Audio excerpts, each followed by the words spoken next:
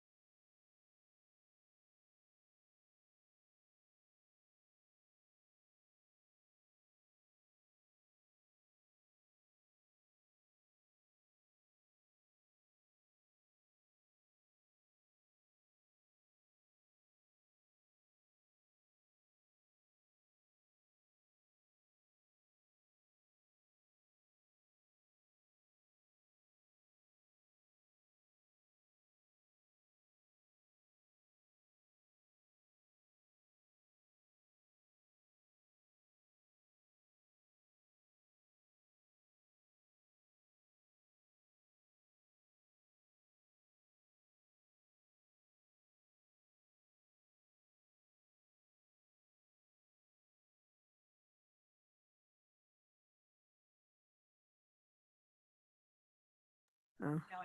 Can you hear Rachel? No, could you hear? Okay. Yes. But Okay. I don't. Okay. Well, you can continue with the roll call. I think I finished. So Rachel. Oh, I'm so sorry. Rachel Maori. Here, yeah. Okay, we're in business. And you sent out the minutes. I didn't have time to read them, so Put them on for the 20th. yeah, if you don't mind. Is that okay? Thank you. And then could somebody vote to have public comment Open the floor for public comment pertaining to anything but the budget, the fiscal year 27 budget. Make a motion to open for public comment pertaining to anything that is not on the fiscal budget. Second. Okay, it's great to see so many folks here and on Zoom. The Finance Committee welcomes your questions, ideas, thoughts, and priorities about the fiscal year 27 budget. The idea behind having a listening session for the public is to allow elected officials to hear from you, our community. We desire from you, our community. We desire to have your priorities, wishes, and concerns accompany us as we enter into the fiscal year 27 budget process. The operating budget for fiscal year 27 is $130,026,682. The mayor initiates the city budget process, working closely with the finance director and department heads to maintain services and identify needs. The school committee and trustees of Smith Vocational and Agricultural High School adopt and submit a proposed budget to the mayor 30 days prior to the date the budget is due to be submitted to council, April 16th, 2026. The mayor submits the proposed budget to the city council at least 45 days prior to the beginning of the fiscal year, which is May 15th, 2026. City council holds a public hearing and must vote on the proposed budget within 45 days of receipt of the budget. The new budget goes into effect July 1st, 2026. The capital improvements budget hearing is scheduled for the March 19th city council meeting.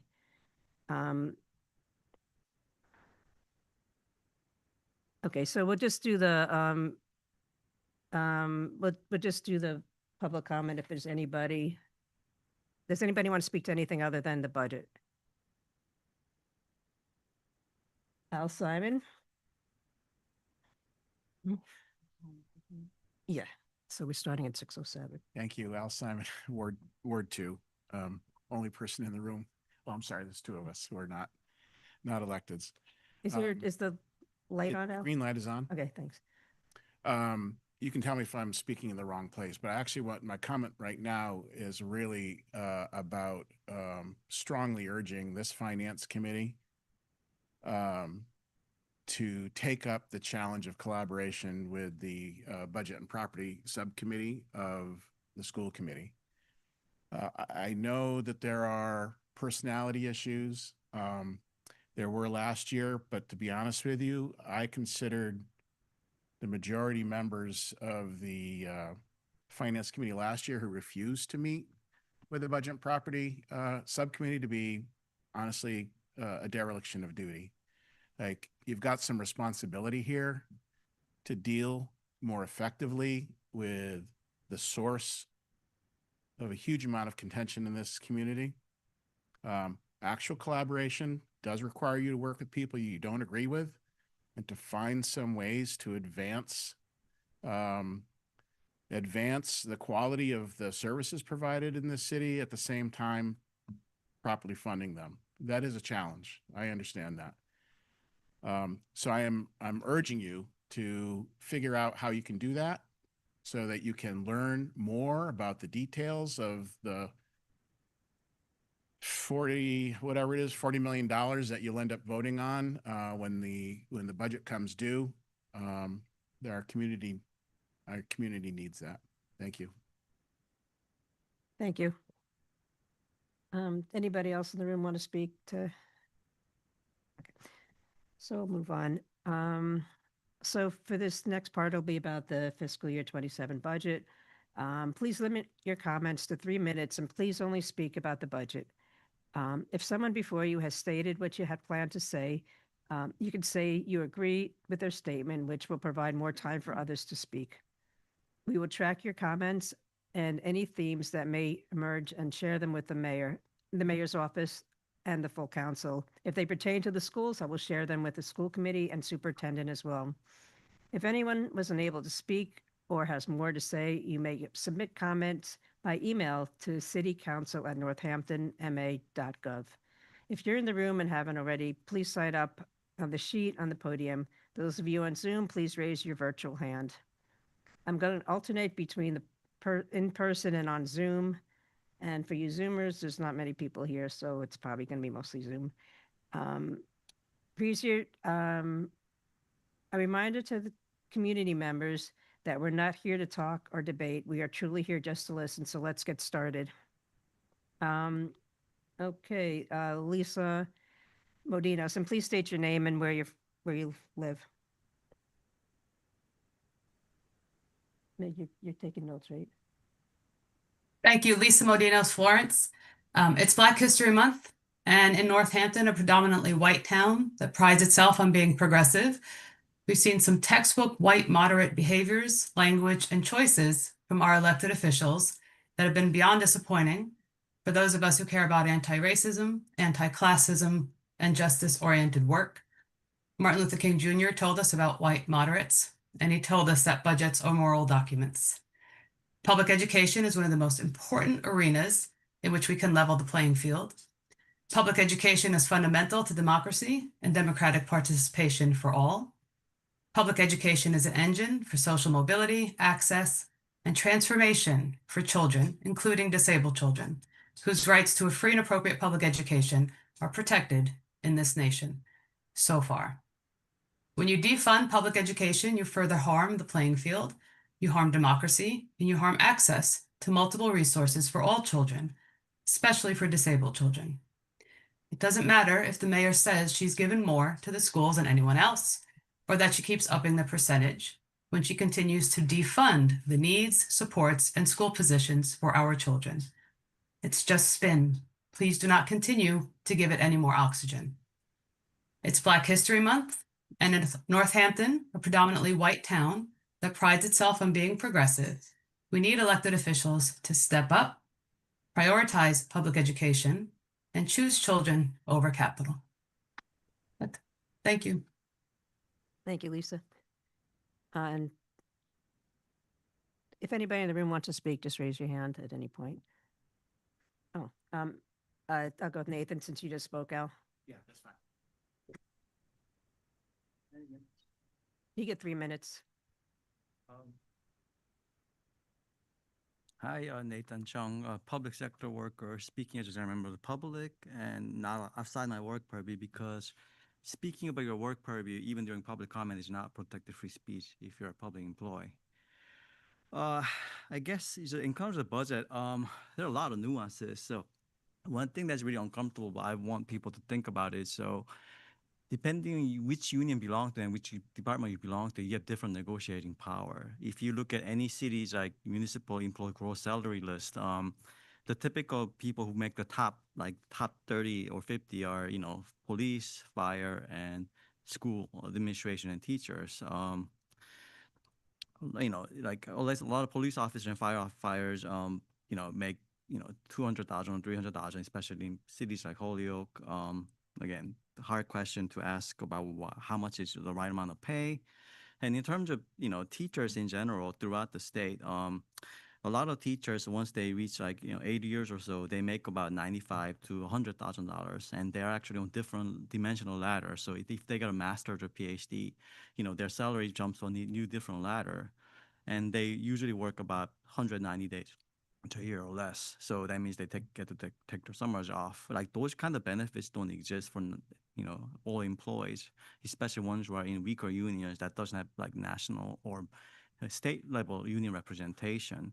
So I know not everybody in different departments make the same level of salary. There's a lot of discrepancy within different departments. But if we're talking about budget and the financial financial impact of what's happening, you have to consider that there are different benefits that go to different departments. So not everybody benefits equally from pay increases. That time? You have one more. Yeah, it's just something I would talk about. And also in this area, because so heavily dominated by, hospitals and universities, they tend to have a huge voice in the all over political narrative. For example, the advisory board of the shoestring newspaper is served by former chair of the MTA, Barbara Madelloni. That's an example. And one of the reporters, he works for UMass Amherst. So obviously they put out a lot of, school articles, which is both great. I mean, I had a great experience at UMass Amherst, but also I just want to mention that if you don't have a more balanced narrative, you can't have overrepresentation by a particular union group or particular people in working in particular industries. You have to consider different aspects. And if I have time, 12 seconds. I've heard from different neighbors that people are turned off by just the way the political discourse is going on in these city meetings. So they are opting not to come in. So we have to also figure out how we can make it so it's more inclusive and people can come in. Mm. Thank you. Thank you, Nathan. So now we'll go to Zoom. Deborah, please state your name and where you're from.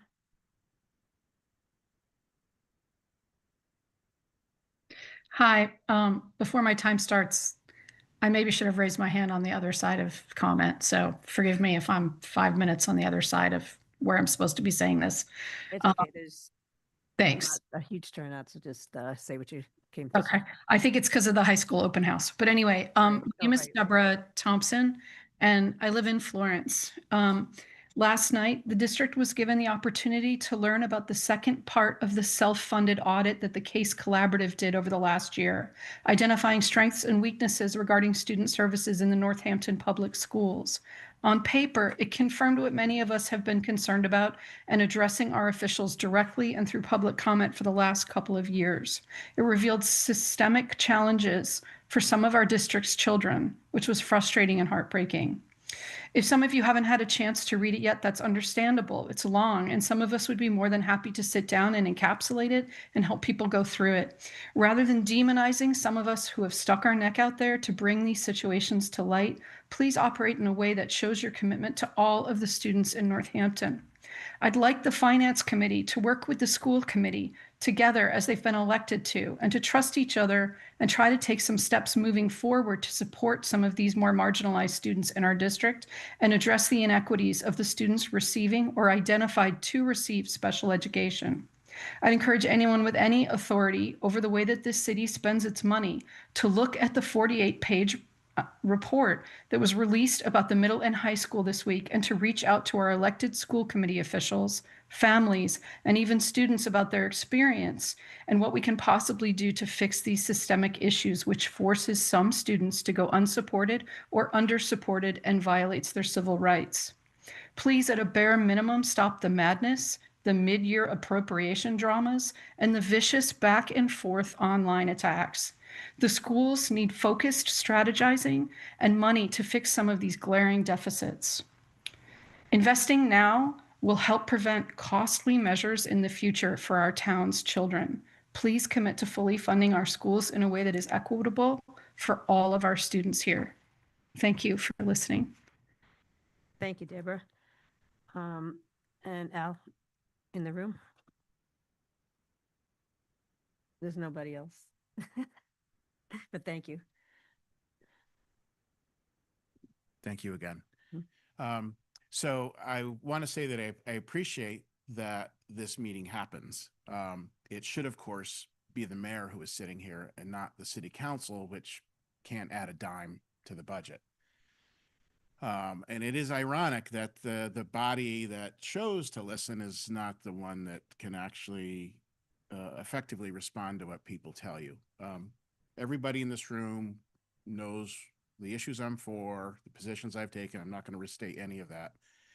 I am going to suggest, however, that there is one thing that the city council could do to turn what you hear from the public into budgetary action. That's by adopting the opt-in, because then you can actually take what citizens have told you and apply it during a budget session.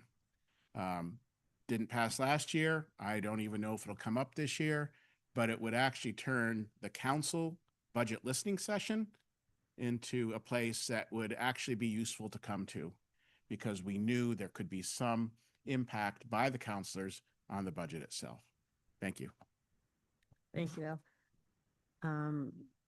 Anybody else on Zoom? Anybody in the room?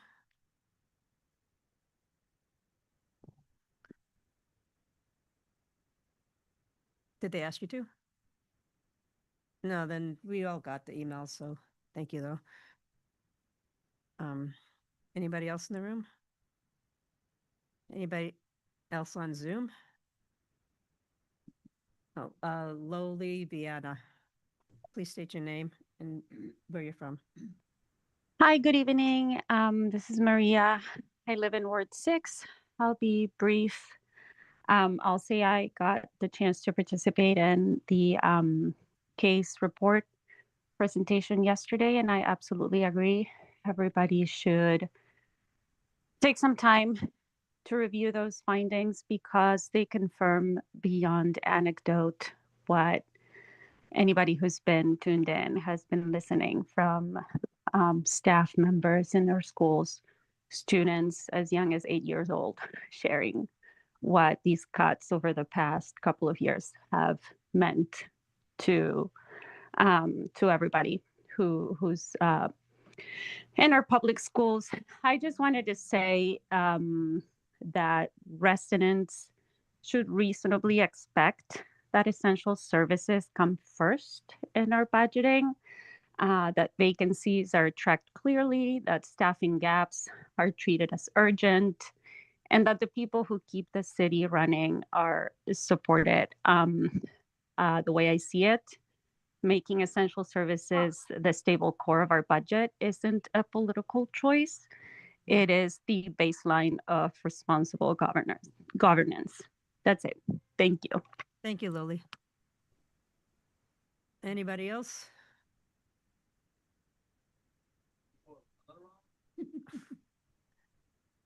I mean, if you don't have, do you have something to say or just, do you have something to say? Oh, Deb Henson. Deb Henson, could you just, state your name and where you're from? I'm trying to get my camera on. Let's see. Well, I guess it doesn't matter, but surely I should be able to. Oh, here, start my video. Okay, there we go. Thank you. My name is Deb Henson. I live at 118 Franklin Street in Ward 1. And I've been following a lot of the meetings and a lot about the schools and the budget. And at this point, I would just like to support what I apologize for starting late, but I'm sure other people have said, I want to encourage the council and the finance committee to request a separate independent financial audit of the way the money is spent in the schools.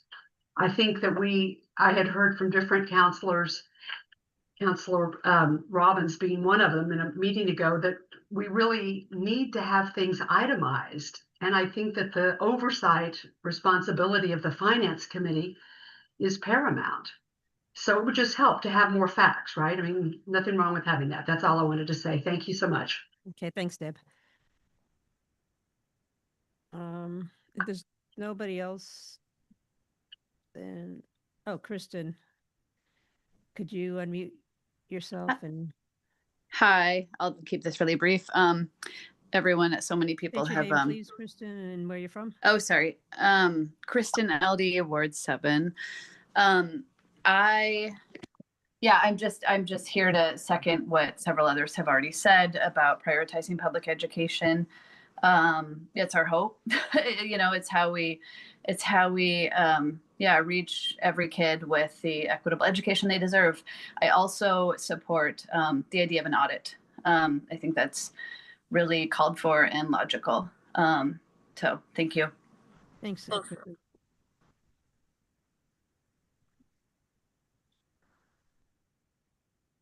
Is there anybody else that wants to speak?